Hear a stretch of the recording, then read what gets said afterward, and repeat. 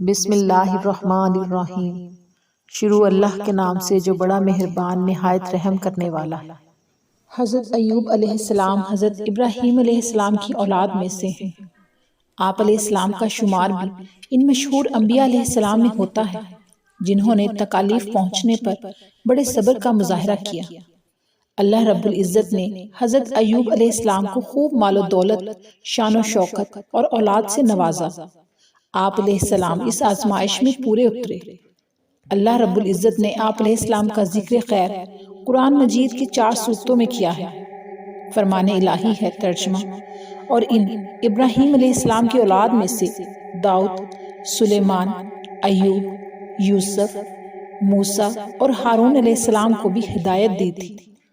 حضرت ایوب علیہ السلام جب جوان ہوئے تو آپ علیہ السلام کی شادی محترمہ رحمت بنت افراسیم سے ہوئی۔ اللہ رب العزت نے آپ علیہ السلام کو ان سے اولاد کی نعمت سے سرفراز کیا۔ آپ علیہ السلام انتہائی نیک، بکثرت اللہ تعالیٰ کا ذکر کرنے والے اور بڑے ہی صابر و شاکر بندے تھے۔ اللہ تعالیٰ نے آپ علیہ السلام کو لوگوں کی رہنمائی کے لیے نبوت سے سرفراز فرمایا تھا۔ فرمان الہی ہے ترجمہ۔ ہم نے ابراہیم، اسماعیل، اسحاق، یعقوب اور ان کی اولاد عیسیٰ، ایوب، یونس، ہارون اور سلیمان علیہ السلام کی طرف بھی وحی بھیجی تھی، اور ہم نے داؤد علیہ السلام کو زبور عطا کی تھی۔ حضرت ایوب علیہ السلام کو اللہ رب العزت نے خوب مال و دولت اور اولاد سے نوازا تھا۔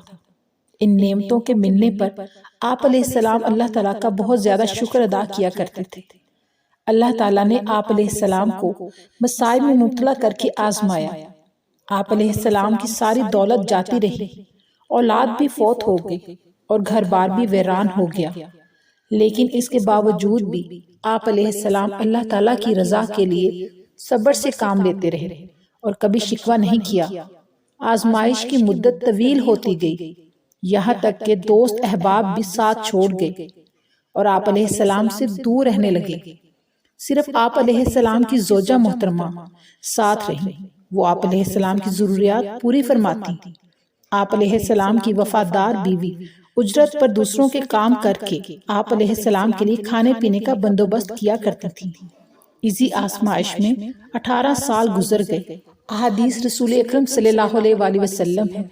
سب سے سخت آزمائش انبیاء کرام علیہ السلام پر، پھر لوگوں میں سب سے زیادہ نیک لوگوں پر، اس کے بعد جو ان سے کم درجہ کے ہوں ان پر آتی ہیں۔ انسان پر اس کے دین کے مطابق آزمائش آتی ہے، اگر وہ دین میں مضبوط ہو تو اس پر آزمائش بھی سخت ہوتی ہے۔ حضرت ایوب علیہ السلام اللہ تعالیٰ کی طرف سے آزمائش پر صبر و استقامت کا مظاہرہ کرتے رہے، یہاں تک کہ آپ علیہ السلام پر آنے والے مصائب اور ان پر صبر ضرب المثل بن گئے۔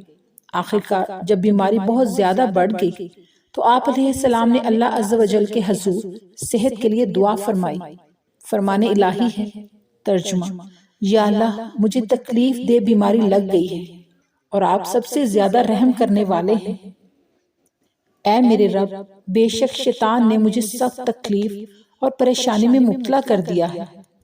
جب حضرت ایوب علیہ السلام نے بارگاہ الہی میں گڑ گڑا کر اپنی صحت اور مصائب دور ہونے کے لیے دعا مانگی تو اللہ رب العزت نے آپ علیہ السلام کی دعا قبول فرماتے ہوئے فرمایا کہ جہاں آپ تشریف فرما ہیں وہیں اپنے پاؤں کو زمین پر ماریں، اس سے ایک چشمہ جاری ہو جائے گا جس سے آپ غسل کریں، بیرونی سب بیماریاں دور ہو جائیں گی، اور اسی چشمہ کے پانی کو پئیں، اندرونی بیماریوں سے شفا مل جائے گی۔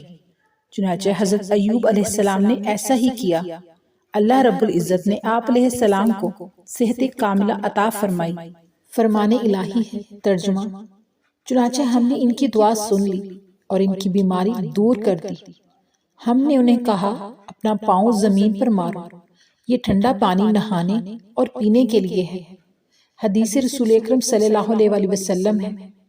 حضرت ایوب علیہ السلام صحت ملنے کے بعد ایک مرتبہ غسل فرما رہے تھے، اتنے میں سونے کی ٹڈیوں کا ایک جھنڈ آپ علیہ السلام پر آ گرا۔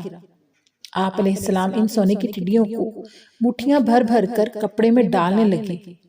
اللہ رب العزت نے آواز دی اے ایوب، کیا میں نے تمہیں اس دولت سے بے نیاز نہیں کر دیا جو تم دیکھ رہے ہو؟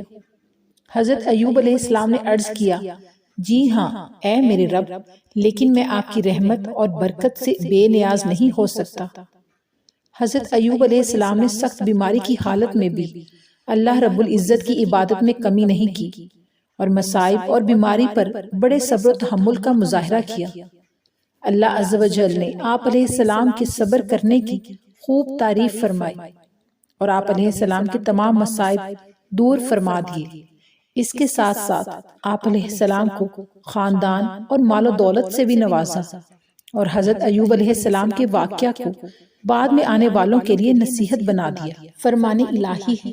ترجمہ: بے شک ہم نے انہیں ایوب علیہ السلام کو صبر کرنے والا پایا۔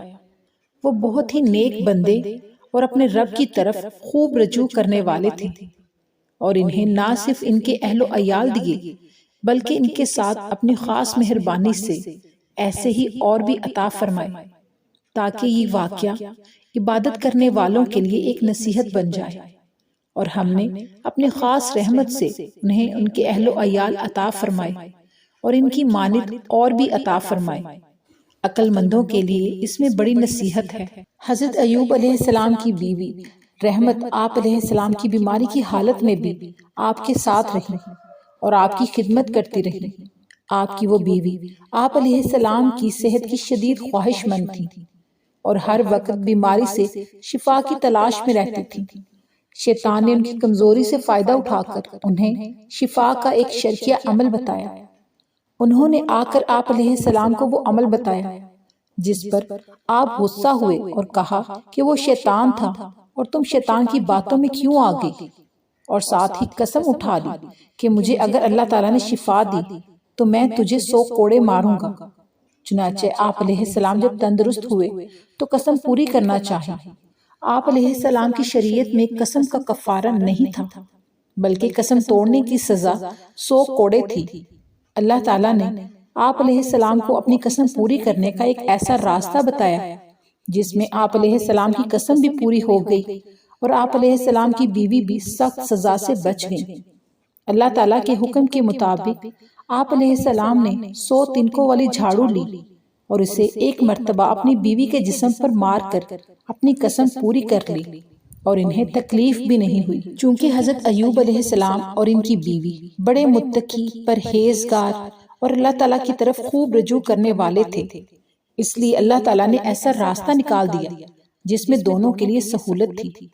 فرمان الہی ہے۔ ترجمہ: اور جو آدمی بھی اللہ کے عذاب سے ڈرتا ہے وہ اللہ اس کے لیے مشکلات سے نکلنے کا راستہ بنا دیتا ہے۔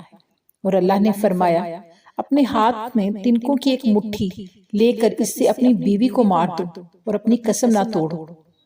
حضرت ایوب علیہ السلام اللہ تعالیٰ کی طرف سے آنے والی آزمائش میں کامیابی کے بعد دین ابراہیم علیہ السلام پر قائم رہے۔ آپ علیہ السلام 93 سال کی عمر میں اس دنیا فانی سے رخصت ہو گئے۔ آپ علیہ السلام نے اپنی وفات سے پہلے اپنے بیٹے حامد اور ان کے بعد بشر کو اپنا جانشین مقرر فرمایا۔